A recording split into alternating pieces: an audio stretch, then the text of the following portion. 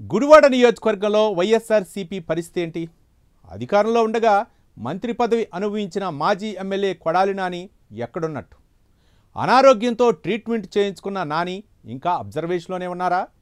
ఆయన అందుబాటులో లేకపోతే పార్టీ వ్యవహారాలు చూసే మరో వ్యక్తి లేరా? అసలు గుడివాడలో వైసీపీ కార్యాలయం ఉందా?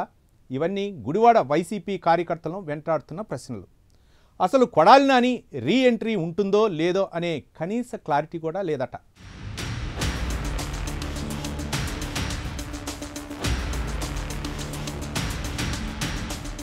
గుడివాడ నియోజకవర్గంలో వైఎస్ఆర్ కాంగ్రెస్ పార్టీని 1,00,000 ప్రశ్నలు వెంటాడుతున్నాయి. 2024 సార్వత్రిక ఎన్నికల్లో దారుణ ఓటమి తర్వాత ఇన్ఛార్జిగా ఉన్న కొడాలి నాని మొన్నటి వరకు అజ్ఞాతంలోనూ, ప్రస్తుతం బైపాస్ సర్జరీ చేయించుకుని మెడికల్ అబ్జర్వేషన్లో ఉంటున్నారు. ఇప్పుడు వచ్చిన చిక్కల్లా గుడివాడలో వైసీపీకి పార్టీ కార్యాలయం లేకపోవడమే. గుడివాడలో తెలుగుదేశం పార్టీ 53,000కు పైగా రికార్డు మెజార్టీతో గెలిచిన తర్వాత వైసీపీకి కనీసం కార్యాలయం కూడా లేకపోవడంపై గత 10 నెలలుగా చర్చ జరుగుతూనే ఉంది. ఇదంతా ఒక ఎత్తైతే గుడివాడ రాజకీయాల్లోకి కొడాలి రీఎంట్రీ ఉంటుందా అనే అనుమానాలు కూడా వ్యక్తమవుతున్నాయి.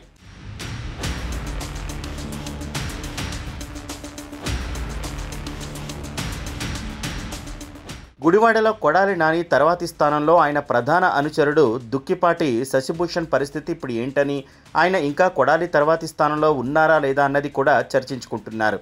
ఈ నేపథ్యంలో గుడివాడలో జరిగేవన్నీ కొడాలికి తెలుసా?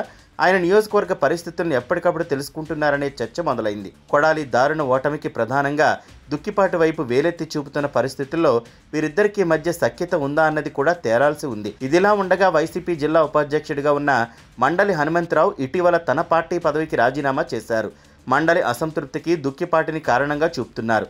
మండలి వ్యవహారం ఇప్పుడు పార్టీని ఇరకాటంలో పడేసింది. మండలి ఎపిసోడ్లో జోక్యం చేసుకోలేని పరిస్థితుల్లో దుక్కిపాటి ఉన్నారు. మరోవైపు కొడాలికి దుక్కిపాటి తప్ప ఇంకో ప్రత్యామ్నాయం లేకపోవడంపై పార్టీలో ఒక వర్గం పెదవి విరుస్తోంది.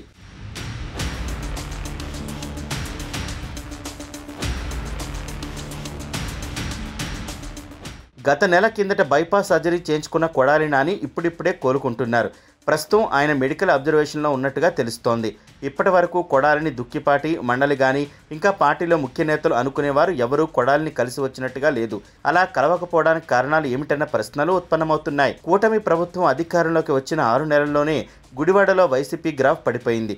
కొడాలి గుడివాడ వచ్చి అంతా చక్కదిద్దుకోవాల్సిన పరిస్థితి నెలకొంది. మరోవైపు టీడీపీ మాత్రం గ్రాఫ్ పెంచుకుంటూ రోజురోజుకు పుంజుకుంటోంది. వైసీపీ శ్రేణులు మాత్రం కొడాలి నాని విషయంలో ఇంకా అయోమయంలోనే ఉన్నట్టుగా అర్థమవుతోంది.